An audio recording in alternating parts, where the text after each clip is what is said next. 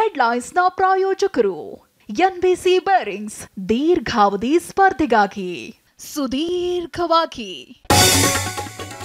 ಒಂದೇ ರಾತ್ರಿಗೆ 110 ಮಿಲಿಮೀಟರ್ ಮಳೆ. ಬೆಂಗಳೂರಿನಲ್ಲಿ ರಾತ್ರಿಡೀ ವರುಣಾರ್ಭಟ. 132 ವರ್ಷಗಳಲ್ಲೇ ಕಂಡರಿಯದ ವರ್ಷಧಾರೆ. ರಾತ್ರಿ ಮಳೆಗೆ ಚಾಮರಾಜಪೇಟೆಯಲ್ಲಿ ಉರುಳಿದ ಮರ. ಹೆಗಡೆ ನಗರದಲ್ಲಿ ಮೊಬೈಲ್ ಅಂಗಡಿಗೆ ನೀರು. ಮನೆಯಿಂದ ಹೊರಬರಲಾದೆ ವೃದ್ಧೆ ಪರದಾಟ. ಧಾರಾಕಾರ ಮಳೆಯಿಂದ ಅಪಾರ ಹಾನಿ. ಅಧಿಕಾರಿಗಳಿಂದ ಮಾಹಿತಿ ಪಡೆದು ಸಮಸ್ಯೆ ಬಗೆಹರಿಸ್ತೀವಿ. ಡಿಸಿಎಂ ಡಿಕೆ ಶಿವಕುಮಾರ್ ಹೇಳಿಕೆ. ವಿಜಯಪುರದ ದೋಣಿ ನದಿ ಸೇತುವೆ ಮುಳುಗಡೆ.